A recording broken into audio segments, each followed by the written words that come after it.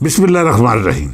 सज्जनों ते मित्रों, पंजाब की तारीख पढ़ के देखो तो तुहानूं पता लगेगा कि दुनिया की शायद ही कोई अजिही रेतल होवे जिन्हें हर दौर में अजिहा सूरमे जम्मे होण जिन्ना अपनी अनख ते गैरत का मुल अपनी आजादी दे के तारिया होवे, अपने साह दे दिते पर अपनी पग का शिमला नीवा नहीं होण दिता। मेरी धरती के शेर जवाना इस खिते की तारीख अपने लहू नाल लिखी है। वो पुरुष होवे, दुल्ला, खरल या फिर भगत, तुहानूं तारीख के हर मोड़ से अजिहा सूरमा खरोता मिलेगा जिहड़ा साबित करता है कि इत्थे हमेशा उन्हां पुत्तरां जन्म लिया जिन्हें अपनी धरती का मान रखने लई हर वो कुर्बानी देती जिद्दां सबर करके दूजिया कौमां दे साह सुक जाते हैं। दुनिया की लिखी हुई तारीख गोही देती है कि जब भी पंजाब की गैरत उत्ते वार किया गया, इस धरती ने अपनी कुख विचों दुल्ले ते अहमद खान खरल वर्गे शेरां नूं जन्म दिता। पंजाब के सूरमे का तलक भावें किसी भी शहर या पिंड नाल होवे, उहदी आवाज़ पूरे पंजाब में सुनिंदी है। अनख ते गैरत की आवाज़ किसी खास कबीले की तर्जमान नहीं बल्कि कुल पंजाब के हर पुत्र ते जवान की कहानी बन जाती है। एक दूजे तो दूजा तो फिर उहदे तो तीजा बलदा है। इंज चानन का अजिहा सिरसा शुरू होंदा है जिहड़ा जुल्म के हर हनेरे नूं मिटा दिंदा है। चानन का सिरसा एक तहरीक बन जाता है जिहड़ी अनखां की दास्तान बन के साबित करता है कि असीं गैरतां पालन वाली धरती के वसनीक हाँ। असीं सब कुछ कुर्बान कर सकते हाँ पर अपनी गैरत, आज़ादी ते इज्जत उत्ते कोई समझौता नहीं कर सकते। पिछले दिन ही असीं गल कर रहे सां अहमद खान खरल की, उस महान पंजाबी सूरमे की शहीदी दिहाड़ की। अज की गल भी उस महान पुत्र की है जिन्हें अंग्रेज़ नूं दस्सिया कि असीं देश पंजाब के वसन वाले कदी अपनी गैरत की कुर्बानी नहीं देंदे। साडे लई अपने साहां तो वध अपनी अनख ते गैरत है। अहमद खान खरल ने तारीख नूं जिहड़ा सबक दिता वो अजिही कहानी बन गया जिन्हों अज साडे वो दुश्मन भी मनते हैं जिन्हां दी पूरी हयाती पंजाब ते पंजाबियों का कद घटाउंदिआं लंघ जाती है। साडे अजली दुश्मन ते वैरी भी मनते हैं कि खरल की ललकार अज भी पंजाब की फिजावां च गूंज रही है, जिन्होंने सुन के अज भी पंजाब दुश्मनों के मूत्र खता हो जाते हैं।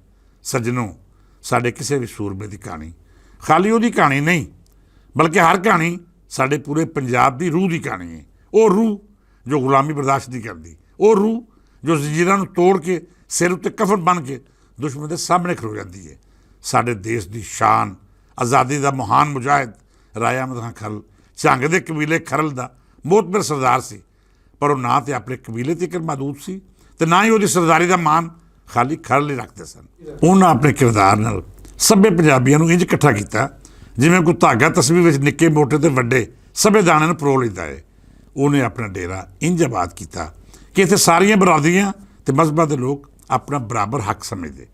अहमद खान खरल जिन्हें अपने कबीले के खानदान का सी, उन्हें ही दूजियां बरादरियां लई भी सी।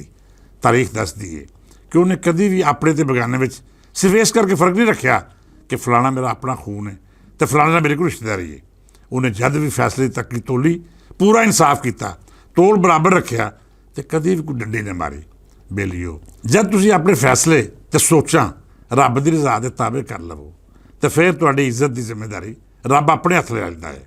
ये इज्जत अहमद खरल नूं रब तो मिली जिहदा मान उस भी रखिया तो उन्हें भी रखिया जिन्हां इज्जतां दा राखी अहमद खान खरल ने अपने जिम्मे लई सी। लोग कहते हैं कि अपनी सरहदां उत्ते पहरा इवें दिंदा सी जिवें एक माँ अपनी औलाद, एक सूफी अपनी तस्बी तो एक सिपाही अपनी तलवार की राखी करता है। सज्जनों, पंजाब की बदकिस्मती का दौर उदों शुरू होया जद रणजीत सिंह अखां मीटियां महाराजे मगरों पंजाब का राज टुट चुकिया सी। अंग्रेज़ ने पंजाबी सरदार नाल सौदेबाजी की, साजिशां कीतियां। वो सरदार जिन्हें महाराजे के दौर में चंगा वेला वेखिया सी, उन्होंने जो बेशतर लड़ना नहीं सन चाहते। उन्हें अपनी अपनी जागीर बचावन लई अंग्रेज़ों नाल सौदेबाजी कर लई। अपने उन्होंने भरावां दे सिरां दे सौदे भी किए जो आज़ादी के मुजाहिद बन के अंग्रेज़ लई वड्डा खतरा बने हुए सन। अपना आप वेचण वाले विचों किसी ने फरंगी नाल यारी लाई तो किसी उहदे थाने की नौकरी कबूल करके आज़ादी के मुजाहिदां की मुखबरी का जिम्मा अपने नामे लवा लिया। अंग्रेज़ां जुल्मां दे पहाड़ तोड़े, आज़ादी का नाम लैण वाले नूं फाहे लाउणा ते तोपां अगे बन के उड़ा देना आम जी गल हो गई। पर मेरा पंजाब डरिया नहीं, उन्हें अंग्रेज़ की गुलामी कबूल नहीं की। देश पंजाब की धरती बांझ नहीं हुई। उन्हें दुल्ले ते पुरुष जमने नहीं छड्डे जिहड़ा अपना सिर हत्थां 'च लैके अंग्रेज़ां नूं ललकारन लई जम्मे ते पूरे होए। अंग्रेज़ सरकार नूं ललकारन वाले विच सब तो वड्डा नाम अहमद खान खरल दा सी। उन्हें अंग्रेज़ की गुलामी कबूल करन तो ना सिर्फ इनकार किया बल्कि उन्हें पंजाबियों लई जंग का ऐलान किया ਜਿਨ੍ਹਾਂ ਨੂੰ ਗੁਲਾਮੀ ਕਬੂਲ ਨਾ ਕਰਨ ਦੇ ਜੁਰਮ ਵਿੱਚ ਸਜ਼ਾ ਤੇ ਜੇਲ੍ਹਾਂ 'ਚ ਬੰਦ ਕੀਤਾ ਗਿਆ ਸੀ। ਤੁਸੀਂ ਜੇਕਰ ਪੰਜਾਬ ਦੀ ਪੂਰੀ ਤਾਰੀਖ ਤੇ ਅਣਖ ਦਾ ਖੁਲਾਸਾ ਵੇਖਣਾ ਹੈ ਤਾਂ ਫਿਰ ਮੈਂ ਆਖਾਂਗਾ ਕਿ ਸਿਰਫ ਰਾਜਾ ਅਹਿਮਦ ਖਾਨ ਖਰਲ ਦਾ ਇੱਕੋ ਨਾਰਾ ਵੇਖ ਲਓ, ਤੁਹਾਨੂੰ ਸਭ ਕੁਝ ਮਿਲ ਜਾਏਗਾ, ਕੋਈ ਗੱਲ ਬਾਕੀ ਨਹੀਂ ਰਹੇਗੀ। ਹਰ ਤਫਸੀਲ ਇਸ ਇੱਕ ਜੁਮਲੇ 'ਚ ਬੰਦ ਹੈ ਕਿ ਅਸੀਂ ਰੰਨਾਂ ਘੋੜੀਆਂ ਤੇ ਜ਼ਮੀਨਾਂ ਸਾਂਝੀਆਂ ਨਹੀਂ ਕਰਦੇ। ਵਾਹ ਬਾਬਾ ਖਰਲ ਵਾਹ, ਕੋਈ ਨਹੀਂ ਜੰਮਣਾ ਤੇਰੀ ਵਾਰੀ। ਹੈ ਕੋਈ ਕਿਸੇ ਧਰਤੀ ਦਾ ਵਾਸੀ ਜੋ ਮੇਰੇ ਬਾਬੇ ਵਾਂਗਰ ਦੁਸ਼ਮਣ ਇੰਝ ਲਲਕਾਰੇ ਕਿ ਗੈਰਤ ਆਪ ਮੋਹਰੇ ਖਲੋ ਕੇ ਸਦਕਾ ਉਤਾਰੇ। ਅਜਿਹੀ ਲਲਕਾਰ ਸਾਡੇ ਬਾਬੇ ਖਰਲ ਤੋਂ ਵੱਖ ਕਿਸੇ ਦੀ ਜ਼ਰੂਰਤ ਨਹੀਂ ਹੋ ਸਕਦੀ। ਬਾਬੇ ਖਰਲ ਨੇ ਮੁਜ਼ਾਮਤ ਦਾ ਆਗਾਜ਼ ਕੀਤਾ ਤੇ ਅੰਗਰੇਜ਼ੀ ਥਾਣੇ ਤੇ ਜੇਲ੍ਹਾਂ ਤੋੜੀਆਂ ਜਿੱਥੇ ਆਜ਼ਾਦੀ ਦੇ ਮੁਜਾਹਿਦ ਕੈਦ ਕੀਤੇ ਜਾਂਦੇ ਸਨ। ਉਹ ਥਾਣੇ ਜਿਹੜਾ ਅੰਗਰੇਜ਼ ਦੀ ਤਾਕਤ ਦੀ ਅਲਾਮਤ ਸਮਝੇ ਜਾਂਦੇ ਸਨ। ਅਹਿਮਦ ਖਾਨ ਖਰਲ ਨੇ ਉਹਨਾਂ ਦੇ ਸਾਹਮਣੇ ਖਲੋ ਕੇ ਆਖਿਆ ਕਿ ਅੰਗਰੇਜ਼ ਜੋ ਮਰਜ਼ੀ ਕਰ ਲਵੇ, ਪੰਜਾਬ ਦੀ ਆਜ਼ਾਦੀ ਦਾ ਸੂਰਜ ਡੁੱਬ ਨਹੀਂ ਸਕਦਾ। ਜੇ ਪੰਜਾਬ ਦਾ ਸੂਰਜ ਡੁੱਬਦਾ ਹੈ ਤਾਂ ਸਾਡੇ ਲਹੂ ਨਾਲ ਨਵਾਂ ਸੂਰਜ ਚੜ੍ਹੇਗਾ। ਬਾਬੇ ਖਰਲ ਨੇ ਅੰਗਰੇਜ਼ ਤੇ ਅੰਗਰੇਜ਼ ਦੀ ਗੁਲਾਮੀ ਕਬੂਲ ਕਰਨ ਵਾਲਿਆਂ ਉੱਤੇ ਨੀਂਦਰ ਆਰਾਮ ਕਰ ਰੱਖੀ। ਉਹਨੇ ਜੇਲ੍ਹਾਂ ਤੋੜੀਆਂ, ਥਾਣੇ ਪੱਟੇ, ਅੰਗਰੇਜ਼ ਨੂੰ ਚੈਲੰਜ ਦਿੱਤਾ ਕਿ ਗੈਰਤਮੰਦ ਪੰਜਾਬੀ ਮਾਂ ਦੇ ਪੁੱਤਰ ਕਦੇ ਗੁਲਾਮਾਂ ਦੀਆਂ ਚੀਜ਼ਾਂ ਕਬੂਲ ਨਹੀਂ ਕਰਦੇ। ਬਾਬੇ ਖਰਲ ਨੂੰ ਪਤਾ ਸੀ ਕਿ ਜਿਹੜੀ ਰਾਹ ਉਹਨਾਂ ਚੁਣੀ ਹੈ ਉਹਦੀ ਮੰਜ਼ਿਲ ਸ਼ਹਾਦਤ ਹੈ। ਅਤੇ ਫਿਰ ਜਿੱਥੇ ਪੈਰ ਪੈਰ ਉੱਤੇ ਤੁਹਾਡਾ ਸੌਦਾ ਕਰਨ ਵਾਲੇ ਗੱਦਾਰ ਹੋਵਣ, ਉੱਥੇ ਫਿਰ ਤੁਹਾਡੇ ਕੋਲ ਦੋ ਹੀ ਰਾਹਾਂ ਹੁੰਦੀਆਂ ਨੇ। ਇੱਕ ਇਹ ਕਿ ਹਥਿਆਰ ਸੱਟ ਕੇ ਦੁਨੀਆ ਦੀ ਸਰਦਾਰੀ ਖਰੀਦ ਲਵੋ, ਅਤੇ ਦੂਜੀ ਰਾਹ ਜ਼ਹਿਰ ਦਾ ਉਹ ਪਿਆਲਾ ਹੈ ਜਿਹੜਾ ਸ਼ਹਾਦਤ ਦੀ ਮੰਜ਼ਿਲ ਤੱਕ ਲੈ ਕੇ ਜਾਂਦਾ ਹੈ।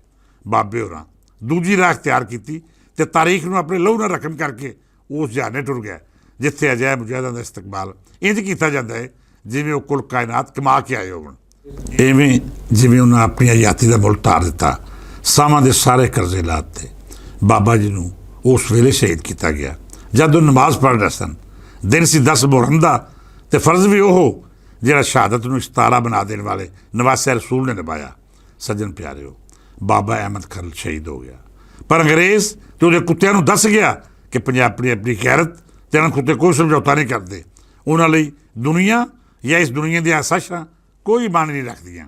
ਉਹਨਾਂ ਲਈ ਸਭ ਤੋਂ ਵੱਡੀ ਗੱਲ ਉਹਨਾਂ ਦੀ ਗੈਰਤ ਤੇ ਅਣਖ ਹੈ। ਆਪਣੀ ਪੱਗ ਦਾ ਸ਼ਿਮਲਾ ਹੈ ਜਿਹਨੂੰ ਕਦੀ ਨੀਵਾਂ ਹੁੰਦਾ ਨਹੀਂ ਵੇਖ ਸਕਦੇ। ਜੇ ਉਹ ਜਿਉਂਦੇ ਨੇ ਤਾਂ ਫਿਰ ਗੈਰਤਾਂ ਨਾਲ, ਜੇ ਉਹ ਮਰਦੇ ਨੇ ਤਾਂ ਫਿਰ ਵੀ ਉਹਨਾਂ ਦੀ ਪੱਗ ਨੀਵੀਂ ਨਹੀਂ ਹੁੰਦੀ। ਤਾਰੀਖ ਉਹਨਾਂ ਨੂੰ ਹਮੇਸ਼ਾ ਯਾਦ ਰੱਖਦੀ ਹੈ ਅਤੇ ਵੇਲਾ ਹਮੇਸ਼ਾ ਸਲਾਮੀ ਦੇ ਕੇ ਲੱਗਦਾ ਹੈ। ਦੇਸ਼ ਪੰਜਾਬ ਦੇ ਇਹ ਅਣਖੀ ਪੁੱਤਰ ਹਰ ਦੌਰ ਵਿੱਚ ਆਪਣੀ ਧਰਤੀ ਉੱਤੇ ਕੁਰਬਾਨ ਹੁੰਦੇ ਰਹੇ ਅਤੇ ਇਹਦੇ ਉੱਤੇ ਹਮਲਾਵਰ ਹੋਣ ਵਾਲਿਆਂ ਦੀ ਰਾਹ ਡੱਕ ਕੇ ਖਲੋਂਦੇ ਰਹੇ। ਬਾਬੇ ਖਰਲ ਨੂੰ ਤਾਰੀਖ ਵੀ ਯਾਦ ਕਰਦੀ ਹੈ ਅਤੇ ਉਹ ਅੰਗਰੇਜ਼ ਵੀ ਜਿਹਨੇ ਸਾਡੀ ਧਰਤੀ ਉੱਤੇ ਕਬਜ਼ਾ ਕਰਨਾ ਚਾਹਿਆ, ਪਰ ਬਾਬੇ ਖਰਲ ਦਾ ਮੁਜਾਹਿਦਾ ਉਹਦੀ ਰਾਹ ਡੱਕ ਲਈ। ਰਾਜਾ ਅਹਿਮਦ ਖਾਨ ਖਰਲ ਦਾ ਨਾਂ ਹਮੇਸ਼ਾ ਗੂੰਜਦਾ ਰਹੇਗਾ, ਉਹ ਹਮੇਸ਼ਾ ਜ਼ਿੰਦਾ ਰਹੇਗਾ ਅਤੇ ਪੰਜਾਬ ਨਾਲ ਨਫ਼ਰਤ ਕਰਨ ਵਾਲੇ ਨੂੰ ਤਾਰੀਖ ਹਮੇਸ਼ਾ ਚਿੱਥ ਕੇ ਖੰਗਾਰ ਵਾਂਗੂ ਮਾਜ਼ੀ ਦੀ ਰਾਹ ਸੁੱਟਦੀ ਰਹੇਗੀ। ਅੱਜ ਲਈ ਇੰਨਾ ਹੀ, ਫਿਰ ਮਿਲਾਂਗੇ। ਇਜਾਜ਼ਤ ਦਿਓ, ਰੱਬ ਰਾਖਾ।